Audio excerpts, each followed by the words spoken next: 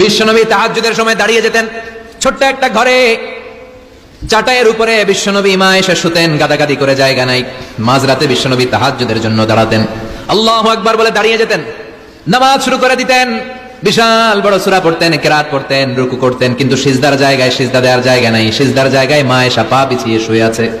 বুখারীর বর্ণনা, বিশ্বনবী সিজদায় যে হাত দিয়ে মা এসার পায়ের মধ্যে চিমটি কাটতেন। মা এসা বুঝতে পারতেন বিশ্বনবী এখন সিজদায় যাবে, সুবহানাল্লাহ পড়েন। মা এসা বুঝতে পেরে পা দুইটা সরিয়ে নিতেন, বিশ্বনবী সিজদা দিতেন। সিজদা দিয়ে বিশ্বনবী যখন আবার দাঁড়িয়ে যেতেন, মা আয়েশা পা বিছিয়ে আবার শুয়ে পড়তেন। কি ইবাদত ছিল বিশ্বনবীর! হাত্তা তাতাওয়াররামু খাদামা। মা আয়েশা বলতেন বিশ্বনবী দাঁড়িয়ে থাকতে থাকতে এত সময় ধরে তাহাজ্জুদের সালাত পড়তেন, ওনার পা গুলো ফুলের এরকম টিউমারের মতো মোটা হয়ে যেত। সুবহানাল্লাহ পড়বেন না? দাঁড়িয়ে থাকতে থাকতে বিশ্বনবীর পা গুলো টিউমারের মতো মোটা হয়ে যেত। প্রথম রাকাতে বাকারা, আলী ইমরান পড়ে ফেলতেন। সুবহানাল্লাহ পড়েন। বিশ্বনবীর পা যেন ফেটে যাবে, এভাবে হাত বেঁধে দাঁড়িয়ে থাকতে থাকতে বিশ্বনবীর হাতগুলো বাঁকা হয়ে যেত, ব্যথা হয়ে যেত। বিশ্বনবী তখন হাত দুইটা ছেড়ে দিতেন। আবার যখন এনার্জি ফিরে পেতেন, যখন বিশ্বনবীর ভালো লাগতো, আবার হাত বাঁধতেন। পড়েন সুবহানাল্লাহ। তার মানে হাত ছেড়ে দিও নামাজ পড়া যায়, হাত ছেড়ে দিও।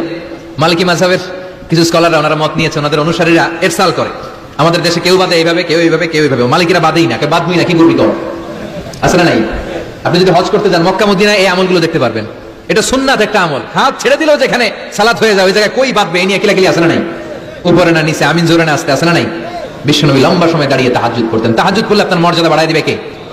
সাইয়েদনা জিবরাইল বললেন, ইন্না শারাফাল মুমিন ফি কিয়ামিল লাইল। বিশ্বনবী বললেন, জিবরাইল এসে আমাকে বলে গিয়েছে মুমিনের মর্যাদা তাহাজ্জুদের নামাজের ভেতর। সুবহানাল্লাহ পড়েন। তাহাজ্জুদের নামাজ পড়লে মর্যাদা বাড়ায় দেয় কে? দুই নাম্বার, কুরবাতুন ইলাল্লাহ। তাহাজ্জুদের নামাজ পড়লে আল্লাহর সাথে নৈকট্য বাড়িয়ে দেয় কে? আল্লাহর সাথে কানেক্টিভিটি আপনার বেড়ে যাবে। আমাদের দুনিয়াতে সব জায়গায় কানেক্টিভিটি আছে। এমপির সাথে হাত আছে, চেয়ারম্যানের সাথে হাত আছে, ওই এসআই এর সাথে হাত আছে, পুলিশের আইজির সাথে হাত আছে, কিন্তু আল্লাহর সাথে হাতটা নাই।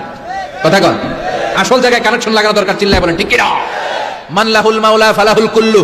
যে ব্যক্তি আল্লাহর হয়ে যায়, গোটা বিশ্ব তার হয়ে যায়। যে সব জায়গায় যে ধর্ণা দেয়, আল্লাহর কাছে ধর্ণা দেয় না, তার কোনো মর্যাদা নাই। আর যে ব্যক্তি সব দিক থেকে মুখ ফিরিয়ে আল্লাহর কাছে যায়, গোটা বিশ্বের সবাই তার দিকে তাকিয়ে থাকে। এজন্য সম্পর্কটা লাগাইতে হবে কোন জায়গায়? তার মানে তাহাজ্জুদ পড়লে মর্যাদা বেড়ে যায়, আল্লাহর সাথে সম্পর্ক বেড়ে যায়। বিশ্বনবী বললেন, মানহাতুনা আনিল ইসম। তাহাজ্জুদের নামাজ পড়লে, তাহাজ্জুদের নামাজ আপনারে পাপ কাজ থেকে বাধা দিবে। সুবহানাল্লাহ পড়েন। তাহাজ্জুদ যারা পড়ে এরা পাপ কাজ করে না। চিল্লায় কোন ঠিক কি না? 4 নম্বরে মুকাফফিরাতুন লিসাইয়্যাত। পাপ আর অন্যায় যদি কিছু হয়েও থাকে, তাহাজ্জুদের নামাজ পড়লে তাহাজ্জুদের নামাজ পাপগুলোরে ধুয়ে মুছে সাফ করে দেয়। এজন্য তাহাজ্জুদ পড়ার দরকার আছে না নাই? ঘুমের আরবিতে কিছু নাম আছে। ঘুমের একটা নাম হচ্ছে আন-নুআস। নুআস মানে ড্রোজিনেস। বাসে বসে আছেন, বাসে ঝুলে আপনিও ঝুলতেছেন, এরকম হয় না? ঝিমুনি, এটা বলে নুআস। আরেকটা হচ্ছে সামান্য হালকা লাইট স্লিপ।